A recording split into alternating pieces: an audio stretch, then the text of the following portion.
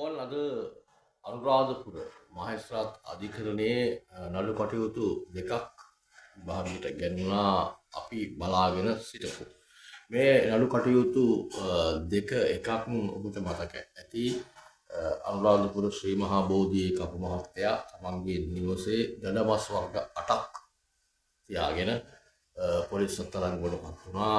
ඒ නඩු කරයත් අද විභාගයට ගැනුණා.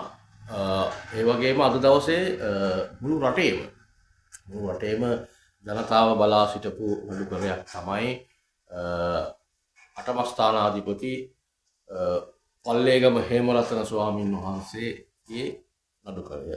අවුරුදු 14ක දැරියකට බරපතල ලිංගික අපයෝජනයක් කරායයි කියලා උන්වහන්සේට චෝදනා එල්ල වුණා. උන්වහන්සේට චෝදනා එල්ල වුණාට පස්සේ උන්වහන්සේගේ ප්‍රකාශයක් ලබා ගන්න පොලිසිය ගියා. ප්‍රකාශයක් හරියාකාරව ලබාගෙන තිබුණේ නැහැ. ඉන්පසු උන්වහන්සේ මතුනේ කොළඹ නවලෝක රෝහලේ සිටියේදී කොළඹ 8 මහේස්ත්‍රාත්වරයා විසින් රිමාන්ඩ් බන්ධනාගාරගත කරනු ලැබුවා. ගිහිල්ලා පරීක්ෂා කළා බන්ධනාගාර රෝහලට හරි ජාතික රෝහලට මාරු කරන්න කියලා කිව්වා. නමුත් මාරු කරලා තිබුණේ නැහැ. අධිකරණ නියෝගයට පිටින් යමින් උන්වහන්සේ රැඳී සිටියා නවලෝක රෝහලේම. ඉන්පසු දෙවන වතාවෙත් බන්ධනාගාරගත කරන්න කියලා මහේස්ත්‍රාත්වරයා නියෝග කරාට පස්සේ තමයි කොළඹ ජාතික රෝහලට උන්වහන්සේව ඇතුළත් කරනු ලැබුවේ. කොහොම නමුත් අද දින දක්වා ආරක්ෂිත බන්ධනාගාරගත කරා. අද දිනේදී අනුරාධපුර මහේස්ත්‍රාත් අධිකරණයේදී මේ නඩුකරය සම්බන්ධයෙන් විභාගයට පත් වුණා. අපි මේ නඩුව සම්බන්ධයෙන් අපේ රටේ ජනතාව එහෙම නැත්නම් ළමයින් පිළිබඳව ළමයින් ආදරය කරන ජනතාව සියලු දෙනා බලාගෙන සිටියා. මොකද ජනාධිපතිවරයා පවා ප්‍රකාශ කරා නීතියට උඩින් කිසිම කෙනෙක් නැහැ කියලා. නමුත් නීතියට උඩින් කිසිම කෙනෙක් නැති වුණාට අද පල්ලේගම හේමරතන ස්වාමීන් වහන්සේ බන්ධනාගාර නිලධාරීන් විසින් අනුරාධපුර අධිකරණයට ඉදිරිපත් කරන අවස්ථාවේ අපි දැක්කා පොලිස් පෙරගමන් රථ දෙකක ආරක්ෂාව සහිතව තමයි උන්වහන්සේ අධිකරණයට වැඩම කරේ. ඒ වැඩම කරෙත් සැප පහසු වෑන් රථයක. මාර්ගයේ දෙපස පොලිස් නිලධාරීන් පවා දැඩි ආරක්ෂාවක් සපයලා තිබ්බා. ඒ වගේම තමයි ත්‍රිනිකාය නියෝජනය කරමින් විශාල ස්වාමීන් වහන්සේලා ප්‍රමාණයක් අධිකරණ භූමියට වැඩ සිටියා පල්ලේගම හේමරතන වෙනුවෙන්. මේ අධිකරණ අපිට මතකයි මීට පෙර අවස්ථාවක මේ මෑත අනුරාධපුර අධිකරණයේදී වෛද්‍යවරියක් දූෂණය කියලා ආයේ චෝදනා ලැබූ සැකකරුවෙකුට පොලිසිය ක්‍රියා කරපු ආකාරය සහ අද දවසේදී මේ පල්ලේගම හේමරතන කියන සැකකරුට පොලිසිය ක්‍රියාත්මක වෙච්ච ආකාරයේ උසාවියේදී පවා ජාතික ළමා ආරක්ෂක අධිකාරියේ දැඩි දෝෂ දර්ශනයට ලක් වුණා.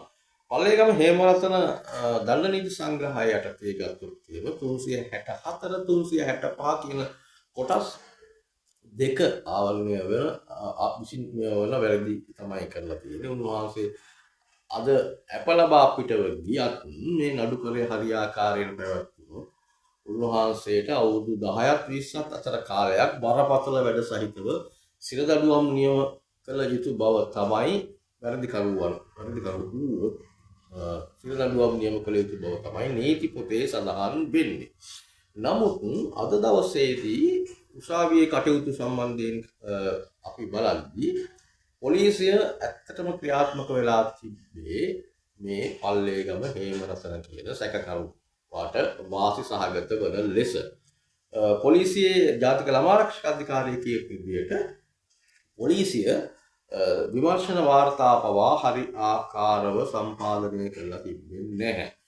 ජාතික ළමා ආරක්ෂක අධිකාරිය අනාවරණය කරපු විදිහට පල්ලේගම හේමරතනගේ දුරකථන ඇමතුම් 88ක් මේ වින්දිත දැරියට ලැබී තිබෙනවා. නමුත් පොලිසිය අදාළ ඩයලොග් සමාගමෙන් මේ සියලු වාර්තා ගොනු කරලා මේ ඒ කියන්නේ පරීක්ෂණ වාර්තා ගොනුව සම්පූර්ණ කරන්නට කටයුතු කරලා තිබෙන්නේ නැහැ. පල්ලේගම වැරද්දක් කරේ නැත්නම් ඇයි අර පුංචි දරුවගේ ෆෝන් එකට කෝල් 88ක් ගත්තේ කියලා අපිට ප්‍රශ්නයක් මතු වෙනවා. ඊළඟ කාරණය තමයි DNA පරීක්ෂණ වාර්තා පවා සහ මේ සිද්ධියට අදාළ වීඩියෝ සාක්ෂි සම්බන්ධයෙන් වාර්තාද පොලිසිය අද දවසේදී අධිකරණයට ඉදිරිපත් කරලා තිබෙන්නේ නැහැ. එතනින්ම පේනවා මේ පල්ලේගම හේමරතන නීතිය හා සාමය පිළිබඳ අමාත්‍යාංශයේ ලේකම් රවී සෙනවිරත්නගේ ළඟම ඥාතියෙක් නිසා මේ පල්ලේගමට නීතිය නැවෙන ආකාරයක්. කොහොම නමුත් මාධ්‍යවේදීන්ට පවා මේ කරුණු කාරණා හරියාකාරව වාර්තා කරන්නට අවස්ථාවක් ලැබුණේ නැහැ. පොලිසිය එයටත් යම් බාධා කිරීම සිදු කරන විදිහක් අපට දකින්නට ලැබුණා. ඒ වගේම තමයි අද උදෑසන 8 දෙනෙක් 10 දෙනෙක් වගේ පිරිසක් පල්ලේගම හේමරතන හිමියන්ට විරුද්ධව මේ දැරියගේ පැත්තෙන් නීතිය ක්‍රියාත්මක කරන්න යයි උද්ඝෝෂණයක නිරත වුණා. නමුත් පල්ලේගම උසාවියට වඩින මොහොතේ මේ උද්ඝෝෂකයින්ට මොනවද වුණේ, ඔවුන් කොයිද ගියේ කියන කාරණය සම්බන්ධයෙන් යම්කිසි ප්‍රශ්නයක් තියෙනවා. කොහොම නමුත් ජාතික ළමා ආරක්ෂක අධිකාරිය ප්‍රකාශ කරේ පොලිස් විමර්ශන සම්බන්ධයෙන් සෑහීමකට පත්වන්නට බැහැ. ඒ නිසා ඉදිරි කටයුතු සඳහා මේ නඩුව මේ විමර්ශන කටයුතු Taman වෙත පවරන්න කියලා. ඉතින් අපේ රටේ ජනතාව බලාපොරොත්තුෙන් සිටියා පල්ලේගම හරි වෙන්න පුළුවන්, වැරදි වෙන්න පුළුවන්, මේ දැරිය හරි වෙන්න පුළුවන්, වැරදි වෙන්න පුළුවන්.